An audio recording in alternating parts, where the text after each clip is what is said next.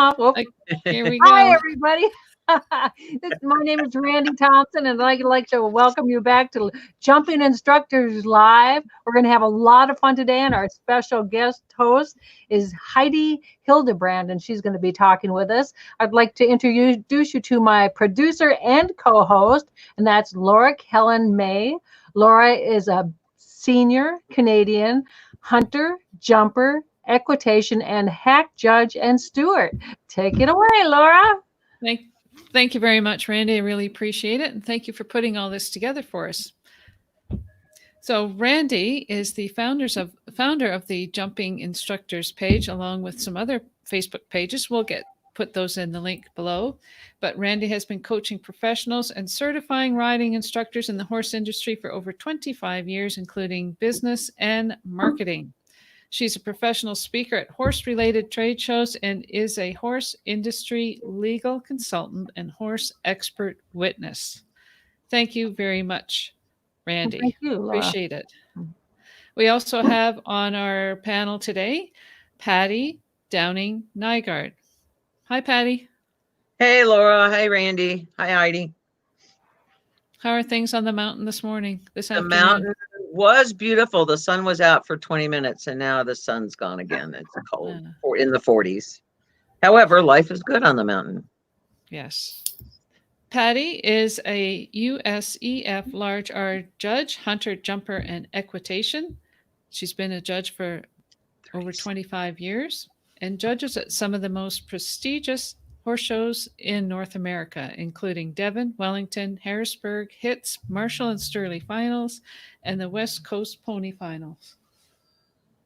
And we were all speakers at this last year's World Equestrian Games. We had a good time. Mm-hmm. We did.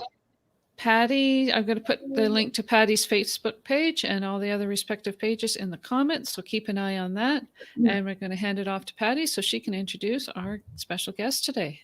And good afternoon, everyone. I'd like to introduce you to Heidi Hildebrand. She's the owner and trainer of Roundabout Farm, located in Maple.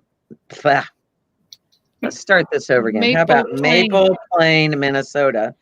Heidi is a Equestrian Canada. I'm gonna quit. Okay, we're starting all over again. We're live, everybody laugh. That's the only reason I'm still here. I'm starting again. I even read it, Randi. I even read it. It's all right. It happens to all of us. Okay, Heidi Hildebrand. She is the owner and trainer of Roundabout Farm, which is located in Maple Plain, Minnesota. Heidi is an Equestrian Canada Certified Instructor who competes in the hunters and jumpers.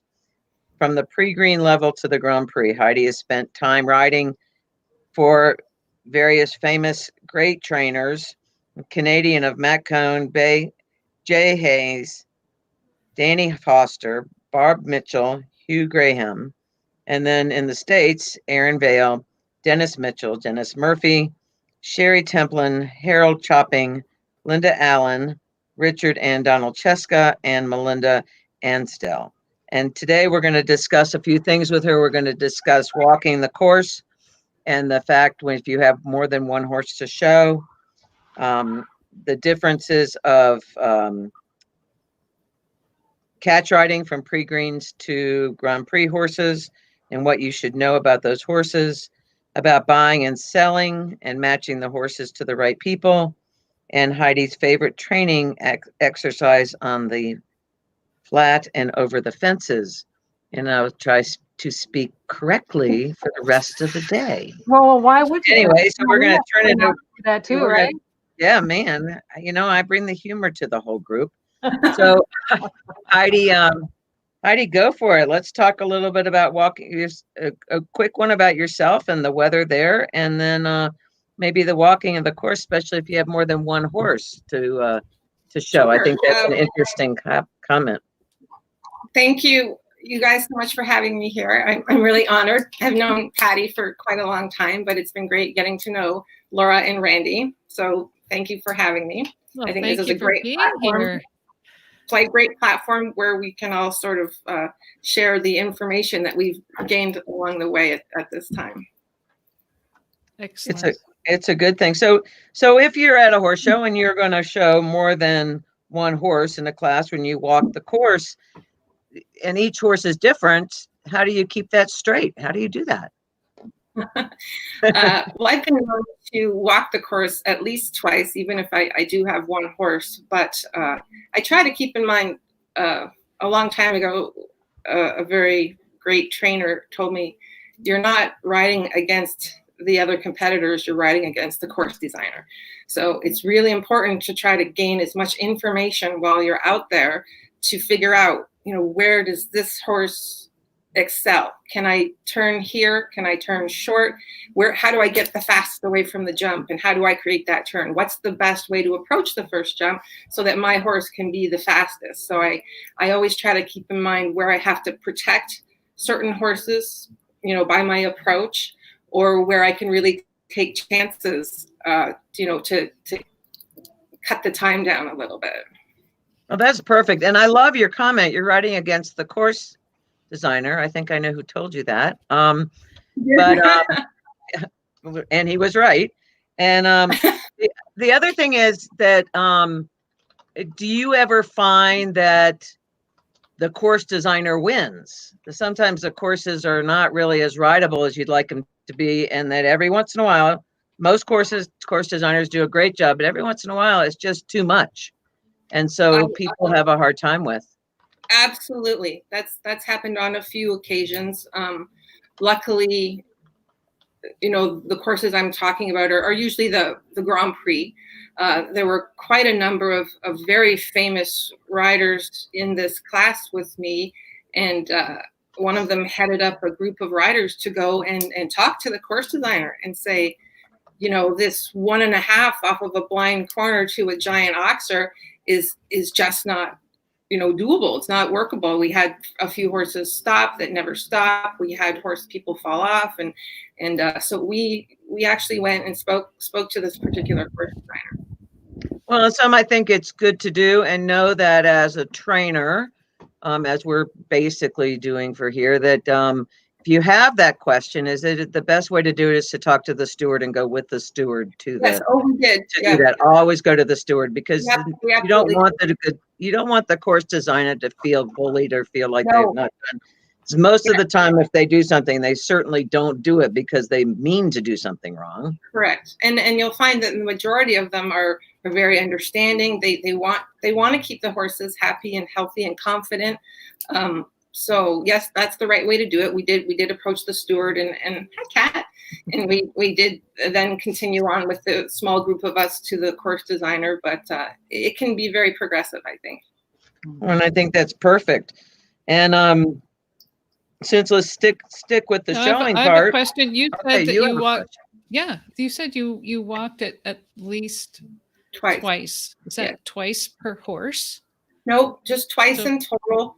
I like to keep in mind options. So if you're riding this horse, you're going to do this turn. If you're riding that horse, you're going to do that turn. Yes, there's always ways to shave a little time off or make a smoother turn, or use what your horse is good at to his or her advantage. So I like to file it all in my head, and I'll walk through the first time just in general. What are the numbers? Where are the turns? Where are the jumps? And then the second time I'll keep in mind, this horse, I really need to make sure to stay out and get straight here. Or this horse, I can really slice this jump to get to the next one quicker. Right. And I think that's a great thing. And to always have some sort of option, because every once in a while, maybe that jump's not going to work quite like you meant it. And it's nice to know that you can go somewhere else to get to the next jump, which is very, very smart. Absolutely. And that goes to, I'm going to skip the second one for right now. We'll go back to that. But if we want to go to the ins and outs of the catch rides, if you have horses that you're not your own tourist horses or not, you're getting on to show, come to the horse show, go, oh, there's Heidi. Maybe she can ride this one. Yes. and that happens a lot. And so if you could talk a little bit about that and how you do it, and I'll share a story with afterward, but you could show us from the baby greens to the Grand Prix when you have only ridden them maybe 7 minutes before you go in the ring, which happens. Exactly.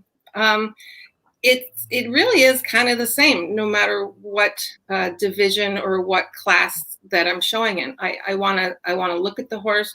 I actually do a little visual, check out how he's built. What am I going to expect for balance? What do his legs tell me about what his lead changes are going to be like? I put my fingers in his mouth and I check what kind of bridle we're working with, because I want to know how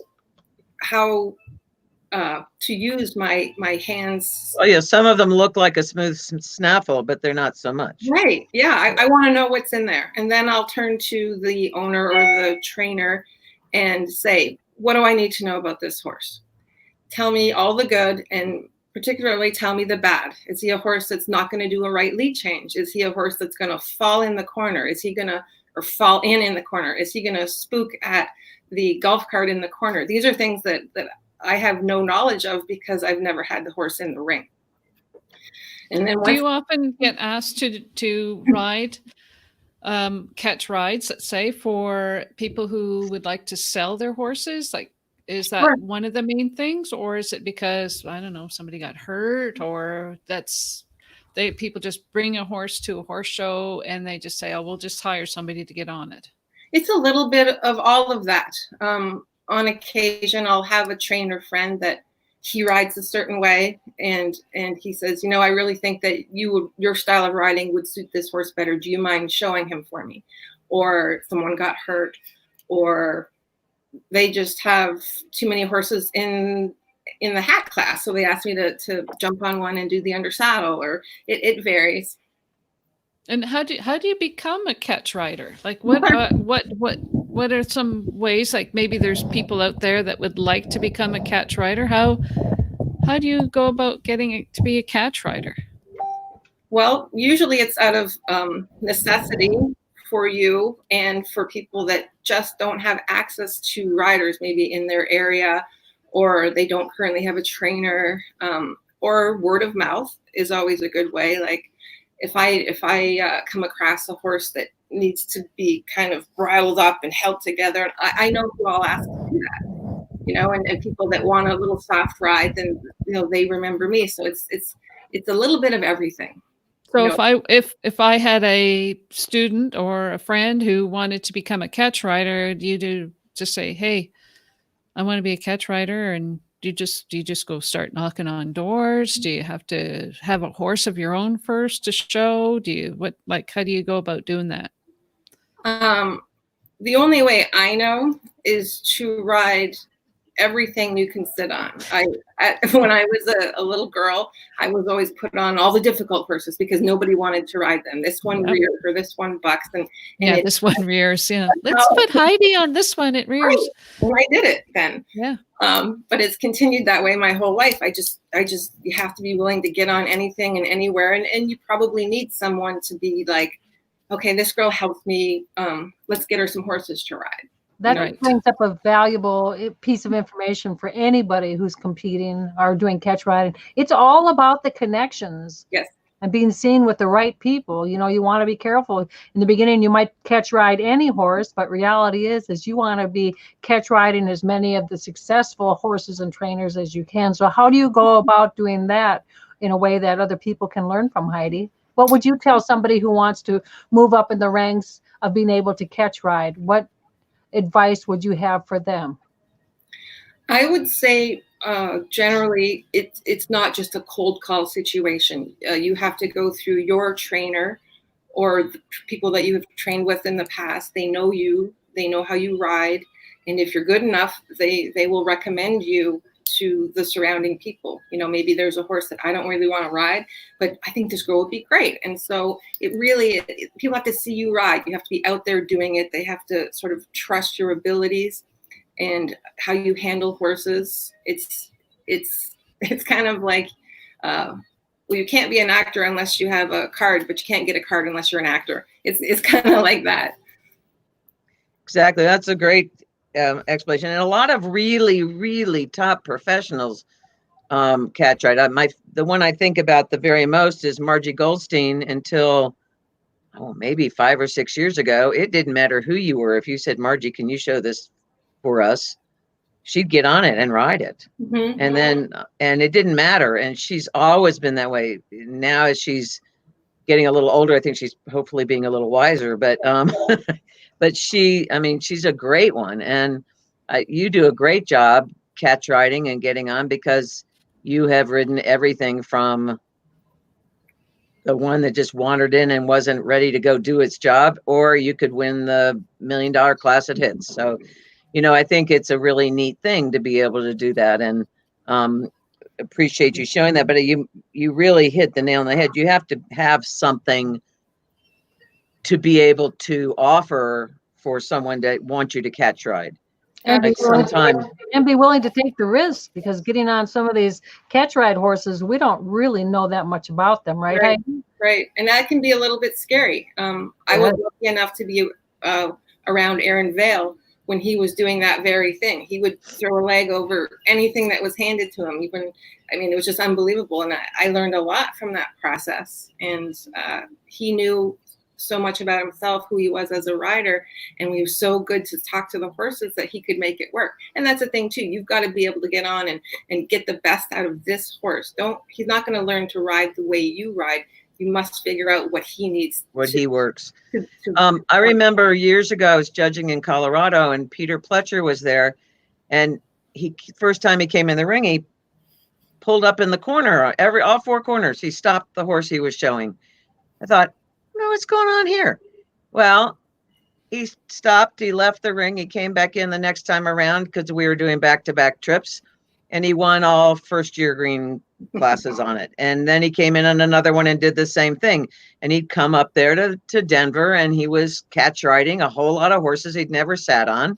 And so he'd spend that first warm-up class or low hunter or whatever it was, and he'd learn the things that he felt were important. And he did that. I learned more watching him do that than I ever did standing and doing it. And it's cool to watch. Robert Robold, he just posted that he was hired from riding horses that others couldn't, and he could win on them. And so then he got a reputation of being able to ride some of the tough ones. And so somewhere you have to work hard, get dirty, and take the risk and prove yourself.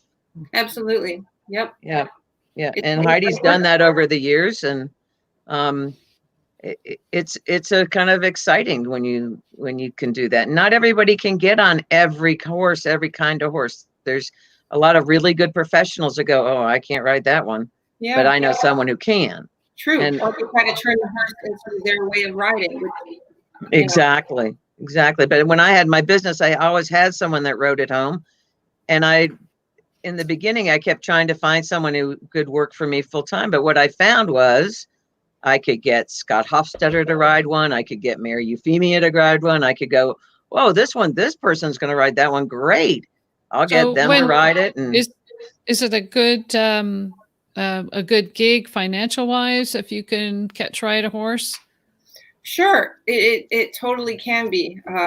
The income per ride is great, but more importantly, prices are the general rates right now.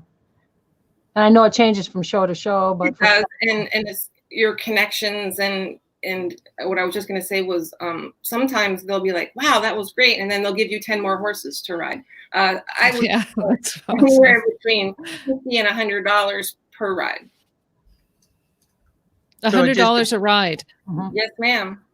So is that per class, or is that per division, or? It depends on the trainer. If we're talking about Aaron Vail or Holly Crozier, it's probably $100 a class. If you're talking about someone that is trying really hard to get into catch riding, then it's $10 a class. So it's in exactly. So it's just getting the miles, and it's about catching, and anywhere from $20 to $100 a class, and just depends. Some people do it for the division. Some people just start. I mean, I used to catch ride all the under saddle classes because I wasn't very good about finding all the jumps, but I could hack them better than anybody. And then I worked for Richard Watson. I'd be at horse show. They go, "Would you put your clothes on and please hack them?" And I go, "Sure." And I would just do it for fun. So, and I would learn a lot about how to do that. When you're where Heidi is, and some of those other guys, they make a little more money, and it's always nice to see the people there being able to get on and show other people's horses and do. And like you said, Heidi, if you get on one, you do a great job, they're going to go, well, gosh, let's let her ride these other ones. We should have bought our other horses for her. Yeah. Exactly. And sometimes in the beginning, you may have a professional like Heidi that has her own business and she's got 3 or 4 Grand Prix horses. And maybe at horse show A, there's the baby greens are going at the same time her Grand Prix horses go. So she's going to say, hey, Joe Blow, do you think you could do those baby green horses for me? Because I've got the Grand Prix going and they're not going to wait for you for the Grand Prix. So, and if she does well, then Heidi's going to go, well, maybe I should let him do that. I did a better job or her. So, yeah, exactly. So we're kind of excited. I'm excited about that. That's a great question. And Tell then me your story. You said you had a good catch riding story at the beginning of this. Oh, it was the Peter Pletcher thing about catching the horses and doing that. Exactly. And the horse is more in the ring than he is in the schooling ring. I mean, even my own horses, I walk in. So for him to take that time to figure out what that horse is going to be like in the show ring is very valuable. Exactly. And it's so cool to do. I love watching. And like I said, Margie, she say, Margie, can you do it? And she just jump on and go do it. And it's magic. Even after she went through the Olympics, I mean, she didn't need to do it. She loves doing that. And you have to love to be able to get and ride. And it's just a lot of miles and showing off. And you can be a big fish in a tiny pond, or you can be a tiny fish in a big pond. And the levels of where you are has a lot to do with it. And if you can be kind of a sympathetic horseman and do the best you can for the horse, if you work hard, you can get there. Absolutely. And kind of know what you can't ride. Not everybody can ride everything. Correct. And question there, Laura? Oh, well, there's one here that I don't know if you want to move on from Kelly Thorgren Kormasi. Sorry, Kelly. Did I pronounce her name right? Yeah. I don't know. Hi, Kelly. Hello, Heidi. What are the best exercises to develop your eye for distance? Great. Funny you should mention that, because the one that we posted is super great for that. I feel like finding distances, it's not just this magical, ooh, suddenly I know how to do it. It's about rhythm and about consistency and understanding stride. To me, that's all finding a distance is about, being able to adjust it. And if you're on a consistent stride, and it'll just sort of come, like it'll be a light bulb, like, oh, it's about the stride, it's not about the base of the jump. Exactly. It's a good thing. And you've got that exercise that's posted on, Randi, that's posted, correct? I don't sure if it's posted yet or not. We'll share it on the screen too. So yeah, you can pull that up. That's all right. We can pull it up. Okay. We're going to share the screen here. So just keep chatting while I do technology. We can do so many things. So we've actually got a screen share that we're going to do with you, where you can see the actual course that Heidi's talking about, and she can explain it from there. Yeah. And there we go. Look at that. Look at you. Laura, you're a genius. She is. Well, I'm not sure about that. How do I get there? See what that's not what I wanted to look like, but yeah. At the top of the screen are 2 verticals. I like to start low, whatever low is for your horse, 2 foot, 2.6. I have, oh, nice. I have 2 rows of this, because I want the horse to be able to practice off the left and off the right, to figure out how they're different, or try to keep them equal. So the plan here is to start with the rail furthest to the bottom, the black rail. So we'll canter. This is a canter exercise. We'll canter over the black rail 1, 2, 3 strides vertical. Correct. Exactly. Do a little change of direction, oblique, however works for you. Same exercise off the right. Canter rail 1, 2, 3 to the vertical. Once we've perfected that, and now we're sort of establishing a consistent canter, a nice flow, an even step. And what I find really valuable is that if you miss at the rail, it also teaches you how to adjust within those 3 strides. Ooh, do I need to step up? Ooh, do I need to balance? And so these are all things that once you get to actually jumping, it's very helpful to know what was that last step like and how do I get to where I want to go. So as we progress, we'll add in the second rail. So now we have what is in essence a 1 stride. So over the black rail, 1 stride, 2 strides to the vertical. So this to me is just sort of enforcing the rhythm, the size of the step and the balance. Then we go ahead and we do it off the right. As that gets more, the horse is confident and consistent. It's not necessarily about the rails. It's just about creating a sense of area for the horses to know, oh, I can't speed up, I can't slow down. And eventually, I think the rider gets to just take a look at the first rail on the ground and then just canter like it's like the poles aren't even there.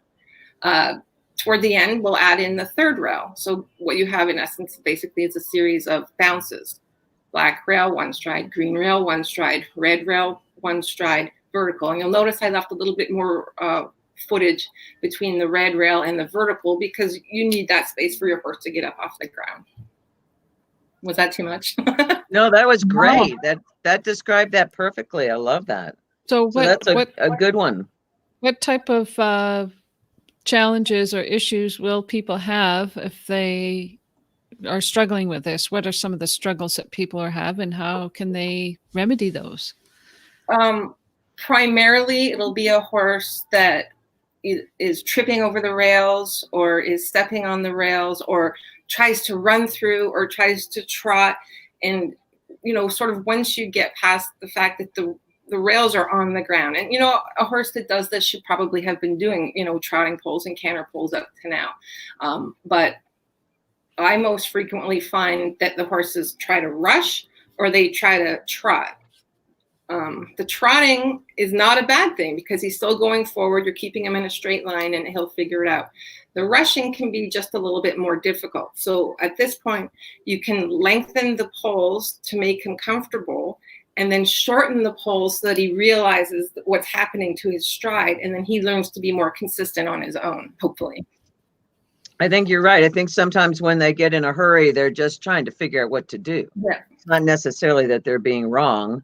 It's Correct. just that they are trying to figure out what to do. And so that's good. That's a good way to work on that. Exactly. For the horse and the rider, so the rider can learn that discipline too, because as we know, some of the riders don't have the discipline to be able to adjust their horses in between these combinations. What about those horses that don't respect the rails and kind of, if this is the rail, they step with their hind legs or front legs over the rails like that? I find that a lot in sort of older horses, experienced horses, school horses, that they can just do that because it's easier. So at that point, I might get my little plastic blocks and maybe set the rail 3 or 4 inches off the ground. Or what I even more prefer is an X, because that's going to keep them in the center and it's going to make them a little more aware of where their legs are. So you can raise those poles off the ground for a horse that is that experienced and feels comfortable splitting the rail, as they say. I like that. Yeah. That's a good plan. Absolutely. And will this exercise, sorry, Paddy. Go. Will this exercise help riders educate their eye on their approach to the jump? Absolutely. Like I had mentioned earlier, if you miss at the first rail, now you've got 3 strides to figure out how to fix the situation. And so you learn, wow, was I too far away and I landed shallow over the rail, so I need to move up? Did I get right under that first rail? So now I'm going to get way too close to the second and third rail. So it makes you really attentive to learning how to fix things as they're occurring before you get to the jump. Mm-hmm. And so taking it one step further then, how will they fix it if they're getting in too close or too far out? How exactly would a rider ride that? Probably what I would do at that point is use just the first rail, and then I would have them canter a circle through the not doing exercise, just around the ring until they feel like they have a nice consistent canter. Then I'm going to say, all right, when you think you have a nice flow, even balance, let's go ahead and head through the rails, because it's up to them to know the canter before they make the turn, before they make the approach to the exercise. So I think that's the majority of what we're talking about is, do you have the rhythm? And what I was trying to get at is what will the riders themselves have to do to get the horse to adjust the stride? What are the aids? A whole other show, but yeah, exactly. Well, the aids, I think in going to this exercise, using all the 3 pulls and the jump at the end, one of the things that you learn is keeping the rhythm and knowing when you come out of the corner or when you come in your straight line, you've got a rhythm and you can adjust. So you want to make sure that the horse is in front of your leg and in your hand, and you can keep that step the same all the way through the whole thing. And then it gives everybody a little more self-confidence in that. So yes, I think when you do those exercises, it's great. And it teaches you as a rider, you go through it and it seems like a simple thing to do, and then all of a sudden they can't figure out how to do it. So you can spend a whole lesson with somebody with just the ground lines, or just the little X or a little pole off the ground, and say, okay, this is where you now have to be in charge of what the stride is and where they are. And if you have one that's got a short stride, you might want to add. If you have one with one that's got a giant step, you have to keep them balanced and back on their hocks and carry themselves through Something I like to do with riders. I agree with everything you guys are saying, and it's a game that you can play which gets them in a mindset of whether their horse stays connected with them, because we see so many riders, especially the lower levels, that just kind of hang on and let their horse go through, and that's called the waiting game.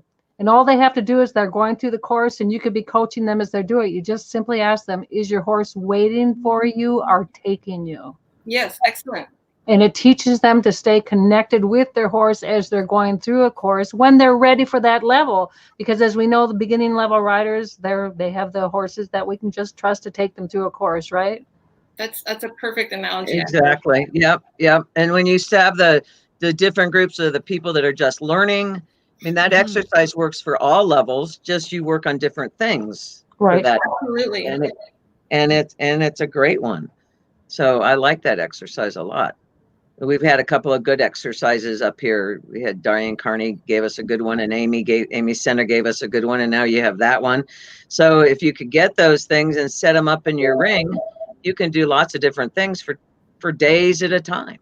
Absolutely. And I absolutely am a huge fan of the step rail, teaching a horse to trot a jump correctly. That's a great exercise that a lot of horses and people, you start throwing rails on the ground in front of the jump and they panic, but it's a great exercise to learn the right way to trot a jump.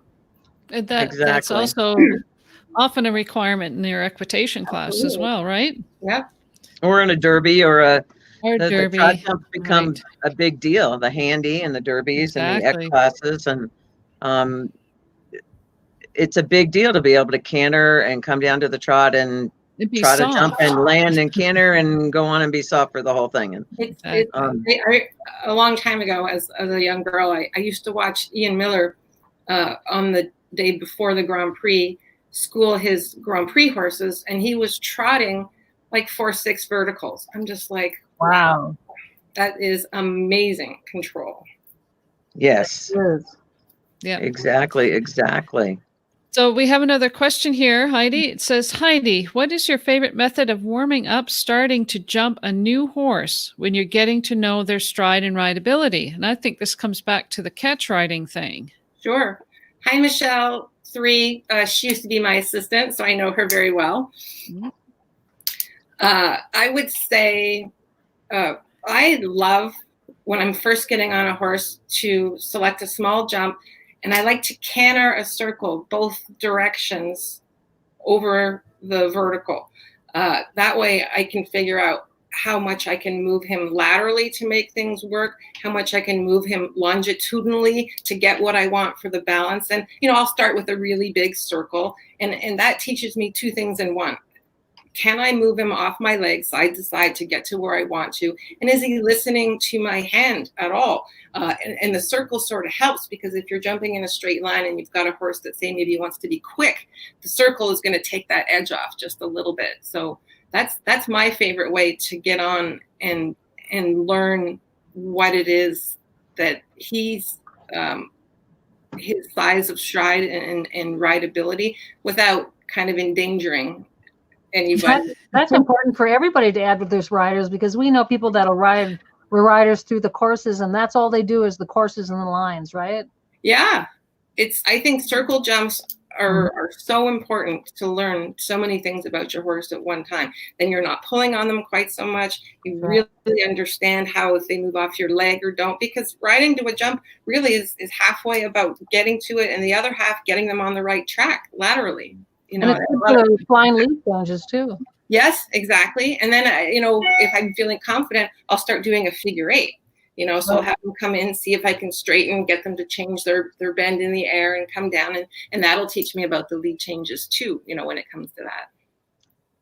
And that's a great way to do that.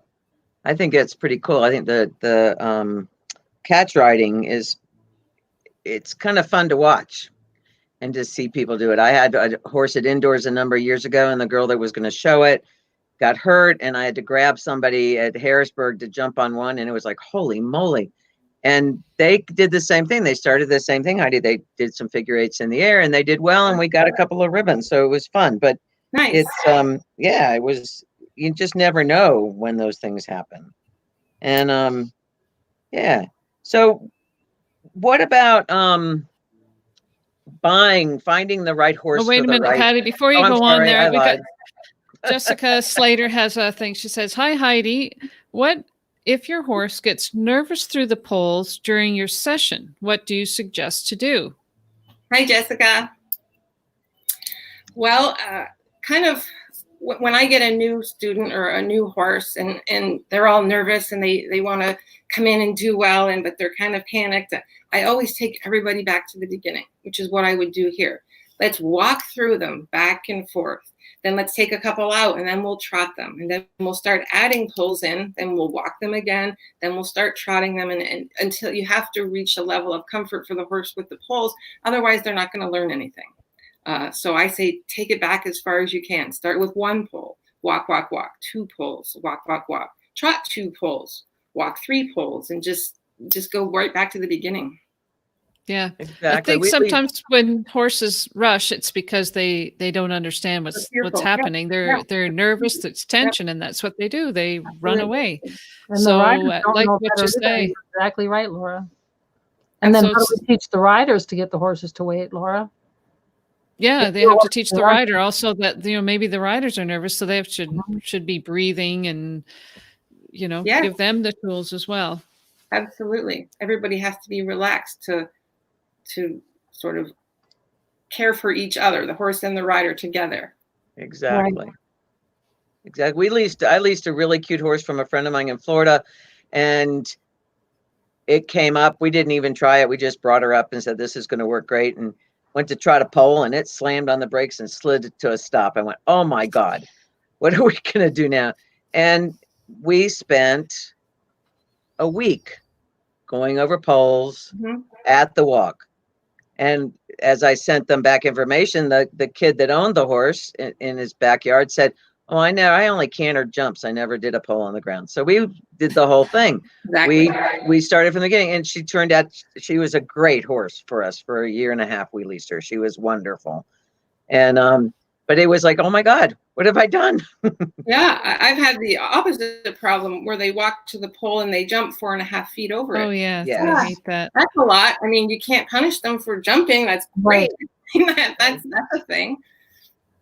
So it all goes back and forth. Yeah, exactly. So I think that's really cool. We have another question for you from Kelly. Yeah. What do you do to mentally prepare for a Grand Prix? That's a really good one. It's a great question. Not that the other ones weren't really good. They are really good. Right.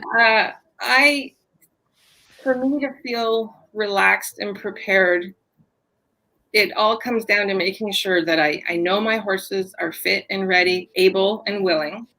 That's just a given. And then walking the course is just a huge thing to me. If I'm confident and comfortable, I have all of the options in my head about what I want to do. I'll watch a couple of the early ones go if I can. And I like to walk around the outside of the ring to see, oh, where do you make that turn? Or, you know, that came up really quick. And so to me, it's just having the knowledge that my horse can do it. And I'm comfortable with knowing he can do it and knowing everything there is to know about the course. That's really important to me. And knowing your footing, watching the ring and knowing the footing, I think is just. I've scratched many a Grand Prix because of that. I'm just not willing to endanger my horses if it's too wet or too muddy or too slick or too hard, or my horse doesn't like, the fiber footing or whatever happens to be there. So yeah, you can't sacrifice your horse just because. Or yourself. Don't forget yourself. Or yourself. Yes. It's not worth it. There's another horse show. Well, eventually there will be. Maybe one day. One day. Yeah. Usually there's another horse show. Right. Yeah. Right. Not during this time. So how has that affected what you're doing in your barn? You were saying one of the things that you're doing is with the adults that you're working with. What do you do special with the people that you're working with now in your barn during the pandemic? What do you do to keep your business going? You mean as far as lessons? Yeah, anything, because right now we have so many professionals, they just don't know what to do. They've lost most of their business. They can't bring in their group lessons. So they're, basically schedule one-on-ones, or we're hearing people that are doing other things. So what are you doing during this time to keep your business afloat? I'll tell you what I'm doing. All kinds of difficult and tricky exercises. We're not talking about big height, but just things that sometimes between horse shows, we don't have time to focus on with the horses because we're trying to open their stride and get them down the lines. So this is a really good time to teach some balance and organization. And my people enjoy it. They come in and they see the course and they go, uh-oh, what's that? Also the Quarantine Classic Horse Show. We have entered and attended that. Chris Nixon is running it out of Colorado. What is that? It's virtual? It's a horse show. So every Monday she posts all of the courses online for, I think they have about 40 or 50 classes going all the way from 2.6 to 3.6. So you enter, you send your entry in, you enter your classes, you do the courses, you video them, and then you send in the videos. So what's the name of that again? Quarantine Classic. Quarantine Classic. I'm gonna Chris put Nixon, that up here. Jenny Paisley. They're we know Jenny. They're a couple of the judges. Oh. Paul Sullivan has been announcing the awards at the end of the week. They've got, I know Jimmy Toronto was going to design some courses for them. So it's a very great group of people and lovely courses, and it's just a fun thing. Well, that's a great idea for the people we have that are at home in their own barn or wherever. They could create something like this to help fill in their income a little bit. Absolutely. Virtual horse shows. That's a great idea. Are quite simple. And if you don't have a giant ring, instead of a 5, you can make it a 3, which is what I had to do in my indoor. But it's quite fun. And you have to dress up. You have to wear your show clothes. You don't have to braid. Yeah. It's everybody gets a little kind of nervous for showing up in their show clothes. And it's fun. So that's been a great ad. Interesting. Okay, Rachel, there's the Facebook page. Thank you very much, Rachel. Thank you. That's my assistant trainer. Thank you, Rachel. Hi, Rachel. Thank you for sharing Heidi with us today. Okay, I'm going to just take that down for a minute because there's another question here from Patricia Wilson-Jellerson. Thank you, Patricia, for putting a question here. How early do you know a horse has Grand Prix potential? Interesting question. Well, let's see. I would say first, physically, you have to look at the horse and think, wow, that's an athlete. It has to be put together, right structure. And then it goes to attitude. What is his mentality? Is he Is he going to be aggressive and be a great competitor? Does he have the drive and the desire with him? And these are all things that you learn between the years of, say, 3 and 5.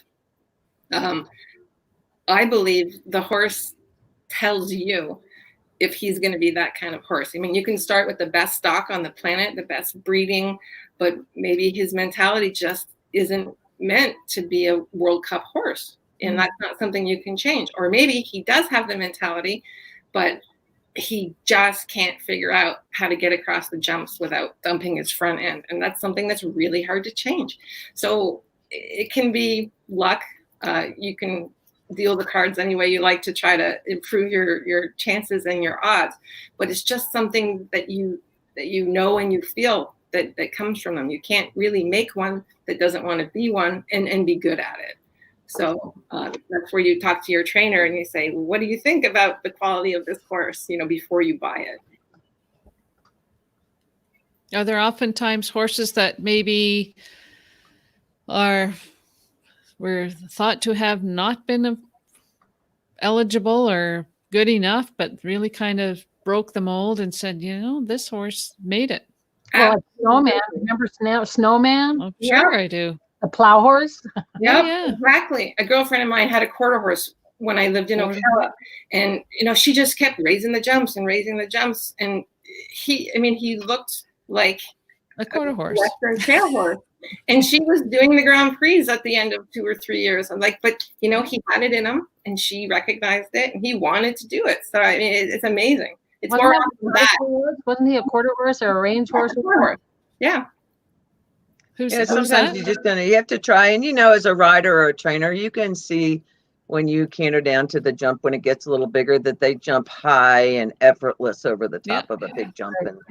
And Jane Fennessy tried a horse that we had for sale, and Meredith Gallagher rode it. Meredith was on it, and Jane said, "Just drop the reins. Let's see what it'll do." And he patted the ground and jumped up over that 4-foot square Oxford like it was nothing. Yeah. And then the owner decided not to sell, so it's at home doing the little stuff, But it was fun to watch. It was like, wow, look at that. That's very cool. I got goosebumps when you said that. And that's another lesson I've learned. When you go to try a horse that belongs to somebody else that they want to sell, you got to be careful not to show them how much their horse can do that they didn't know. Exactly. Yeah.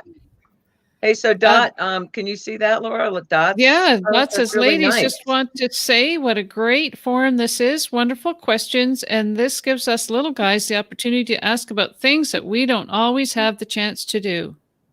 So much good information. Thank you so much. And that's just one of the many reasons why we're doing this, is for people like you to come out.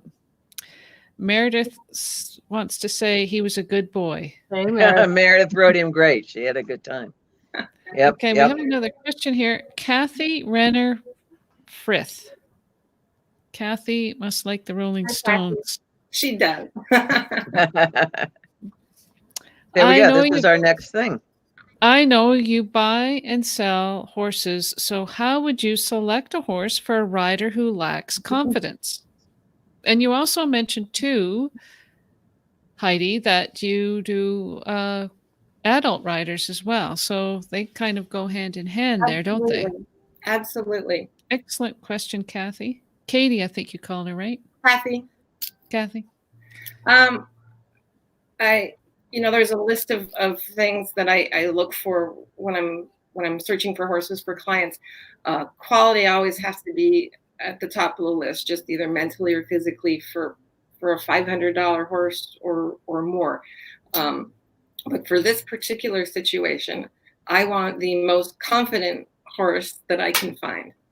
The confident horse makes the rider confident. I'd like to know, her level. Is she planning to show in 3 foot a year from now, or is this someone that wants to do the 2-foot schooling hunters? So then now I want to find a horse that has a little bit of experience ahead of what I'm looking for. So I'm looking for a 3-foot horse for a 2.9 rider. I'm looking for a 2.9 horse for a 2.6 rider. So that tells me that the horse is going to know how to take care of her. And then it's probably going to be an older horse, just because of the sort of calmness, ability, and quietness and knowledge. Those are the hardest horses to find. I'm here to tell you. If I had a barn full of 3-foot adult hunters, I'd be a millionaire. Well, nobody wants to sell them. You want to keep them in your barn. Exactly. Yeah. So confidence in the horse would be my number one goal, because if the horse doesn't have it, he's not going to be able to teach it to the rider. And also another important thing to think about as we're talking about suiting a rider for a horse is we as professionals need to evaluate that rider before we put them on another horse. Oh, yes. Right? Because that's important. You need to evaluate their skills and make sure that they're ready for that horse and not overmount them, because our responsibility, as Heidi was saying, is to provide a horse that's safe, sound, and sensible as much as we can, right? Absolutely. And if I have a new client come in that does not have a horse, I will put her on 5 or 6 horses in my barn, because I know these horses and I need to see how she reacts with each one of them. And that tells me exactly what I need to know. Right. Exactly. Years ago, I had a really fancy green pony in the barn, and when I still had the yacht club in Tampa, and one of my riders' parents said, well, we want the green pony. I said, well, your daughter's not quite ready for a green pony. And we went back and forth and back and forth. And I finally said, you know what? You can own it. And when I did the bill of sale, I flat out put in the bill of sale that I did not think this was the right pony for that child. No, it's and he ended up not buying it because he really read it that time and listened and paid attention. But I thought, you know what? I'll sell it to him. He'll live in my barn. We'll make it work. And so I wrote that out, and I said, this is the fact is your daughter is not ready to have this green pony, but you want to buy it, so you need to sell this to me. Anyway, we did that. It was kind of fun. That's great. Yeah. You put that right in there. Sometimes you just got it. They're bang on you, say, I want that one. I want that one. I want that one. Well, fine. Yep. But it's not the right one. So you put in the contract that you thought that they shouldn't buy it. So is that for your own safety?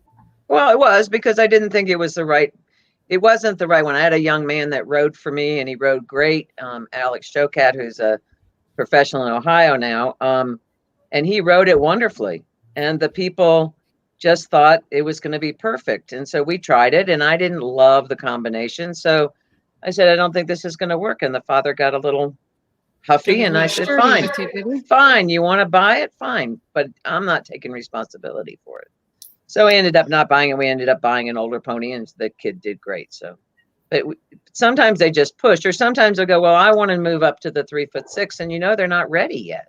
Right. And so. And it's our responsibility not to let them go there, because we're responsible legally if something happens. Oh, even more than that, we don't want to see somebody get hurt. But we see it so many times where the parents or whoever get involved and they want a horse that's way beyond that rider's skills. And they say, well, they'll remember the old thing where you buy a green horse for a green rider. Now we have the opposite. You get a horse that's way overqualified for that rider. Yes. It's the same situation. They're not safe on that horse. I have a funny story, and Amanda, I know you're here. A client of mine that came to me as a pony rider. So we got her a pony, then we got her a children's hunter, and she wanted to move into jumpers. So we went to try horses, and this one she just fell in love with. But I knew it was just too much horse for her. But this farm had another horse, a very, very experienced horse that was for lease. And I said, great. We can buy this horse if you lease this other horse for her to learn on until she figures out how to ride this horse. And Amanda and her father, they did it. And it was just the most amazing thing, because she learned so much that she didn't know from the teacher. But then we had this younger, very, very talented horse that she still has. And we did get to the Grand Prix level with her that she got ready for, because I enforced that they needed a teacher also. Exactly. And professionals get in a little bit of a bind where